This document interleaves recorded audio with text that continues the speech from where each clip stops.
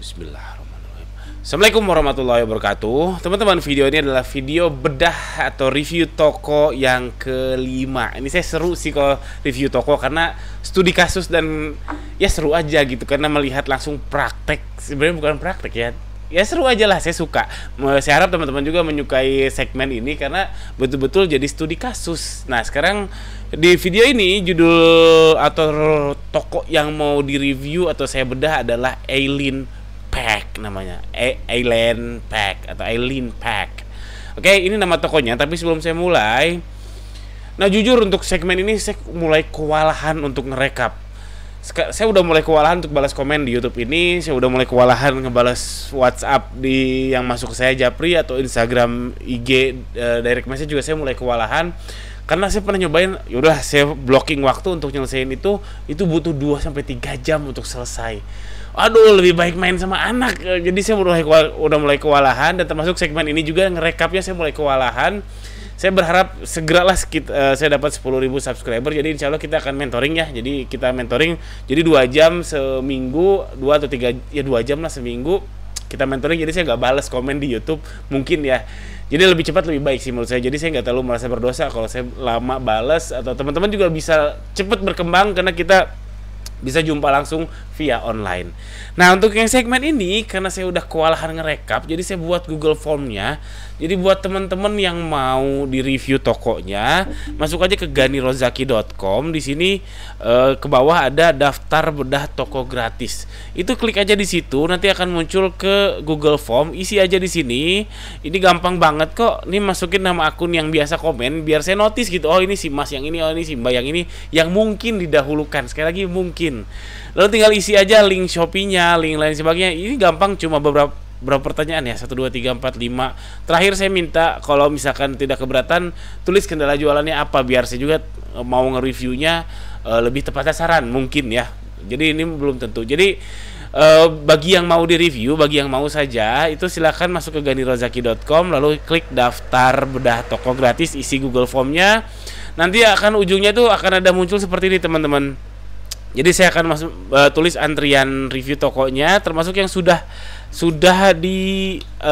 bikin videonya. Nah, ini sudah 4 toko yang sudah saya review dan ada niche-nya atau tokonya jualan apa, sehingga teman-teman yang berjualan sama bisa nonton video itu. Jadi studi kasus hal yang sama, jadi bisa langsung praktek. Oh, enak banget, serius ini enak banget. Studi kasus hal yang sama. Oke, jadi itu silakan isi Google Form-nya.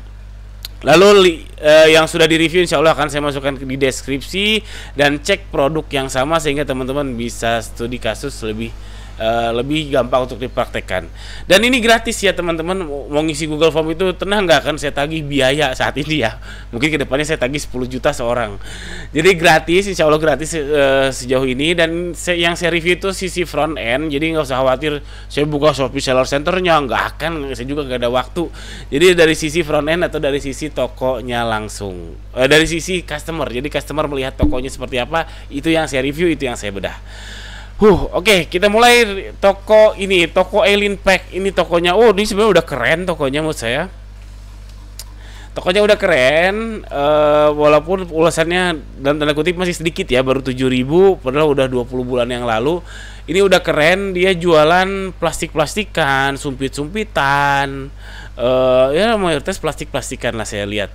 Ini menurut saya udah keren, dan ini udah Star Plus teman-teman. Star Plus kan udah keren, udah jaminan mutu bahwa ini toko keren, pengiriman cepat, nggak ada penalti, omset oke, customernya banyak dan sebagainya. Ini sudah keren. Terus dia juga mempraktekkan voucher, itu juga keren. Nah, pertanyaan saya, voucher ini nutup nggak? Karena saya lihat harga produknya lumayan tipis-tipis, 1.200, 1.600. Saya nggak tahu ya marginnya berapa, tapi secara kasat mata aja. Tapi ini perlu teman-teman praktekkan, bikin voucher layer by layer seperti ini, biar setidaknya ya membuat orang yang tadinya belanjanya 145.000 nih misalkan, ini kan minimal belanja 50.000 ya, yang tadi misalkan ada yang mau belanja mau check out nih 145.000, tanggung deh 5.000 lagi biar dapat diskon 3.000, kan tanggung, kagok. Kalau bahasa Sundanya kagok ya, bahasa Sundanya, atau alias ya tanggung. Itu bagus banget si ini itu apa, si voucher layer by layer seperti ini. Aduh, kok gini. Oke, ini tokonya sudah keren. Lalu saya mau komen lagi, ini mengerikan. Saya bilang ini mengerikan. Kenapa saya agak takjub sama orang yang jualan, satu jualan grosiran, jualan herbal, sama jualan yang kayak gini, jualan plastik yang gini yang harganya murah-murah. Ini takjub karena nanti akan saya bahas saran buat si Mas Elin Pack ini. Wah, ini mengerikan. Saya membayangkan kalau saya jualan ini, wah, pusingnya bukan main. Ini harganya tipis-tipis ya. Misalkan kayak ini jual aluminium foil bla bla bla ya. Mana nih? Atau lah ini pisau dapur inilah, pisau kue ini. Ini memang ada minimal belanjanya 10 ya. Jadi bayangin kalau karyawan masukinnya 12, kan udah rugi 2. Karena ini harus satu-satu ya, harus teliti sekali.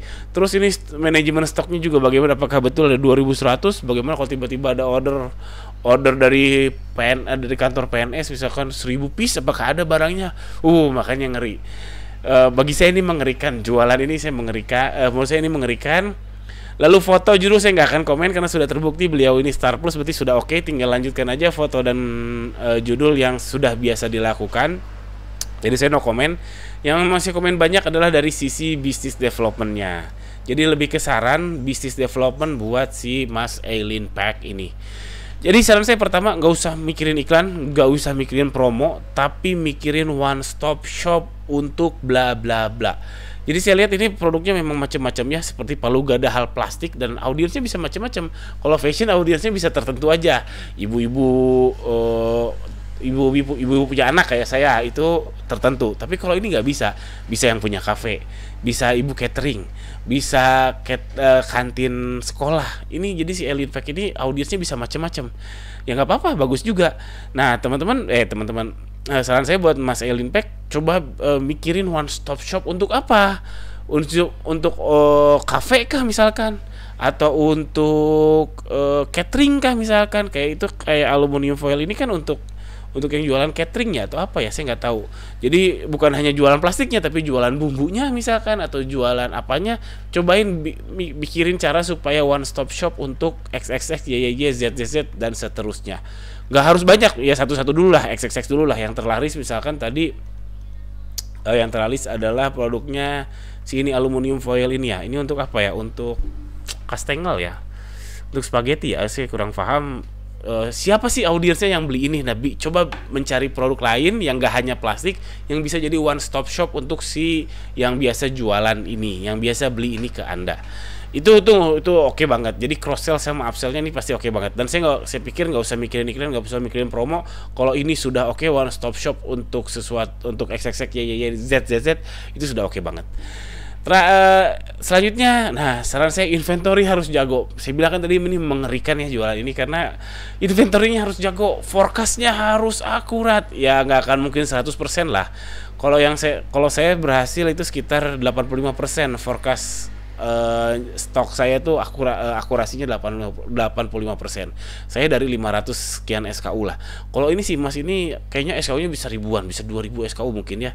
Jadi forecast-nya harus akurat karena marginnya tipis, dan harus melakukan banyak sekali forecast. Ini harus jago. Forecast stoknya harus jago, harus tahu kapan nyetok, harus tahu kapan habis, harus tahu mulai order kapan, harus tahu. Ini seru sih. Kenapa seru? Karena saya waktu S2 tesis saya tentang inventory. Bagi saya seru walaupun memang ngejelimet. Lalu inventory harus jago lagi, kerapihan gudangnya ini harus rapi. Betul, ini harus rapi. Saya nggak tahu, mungkin udah keren gitu ya tokonya atau gudangnya, tapi harus rapi, entah dikasih coloring, entah dikasih ya harus rapi lah. Saran saya baca buku namanya Toyota Way. Nah, ini kerapian gudang itu adalah kesemrawutan gudang adalah pangkal masalah dari inventory. Jadi kok dengan margin setipis ini, dengan SKU sebanyak ini, dengan forecast harus oke, SO atau stock opening juga harus oke, kerapian gudang udah mutlak.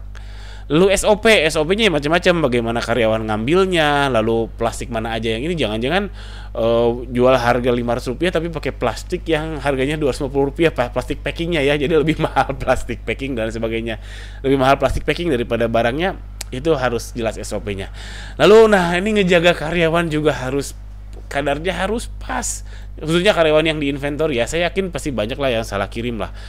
Seberapa banyak masalahnya, kalau saya itu tingkat salah kirimnya itu sekitar 3%, dan ini buat saya masih acceptable, masih oke, masih masuk marginnya. Kalau masih ini sih nggak tahu, mungkin 3% kegedean mungkin karena marginnya tipis tadi. Jadi karyawan hati-hati, jangan terlalu galak. Jadi kalau misalkan tadi yang pisau kasusnya pesan 10 dikirim 12 terus dimarahin potong gaji, nggak harus gitu juga. Tapi kalau nggak neken juga nggak gitu, nanti malah nyuri. Ya itu hati-hati. Nah ini makanya tantangan tersendiri buat si Mas Mas Alien Pack ini, bagaimana mengelola inventory, karyawannya, SOP-nya, kerapihan gudangnya, forecast-nya. Oh ini menarik. Buat saya ini menarik karena saya sempat jadikan ini tesis. Buat Masnya ya selamat pusing ya.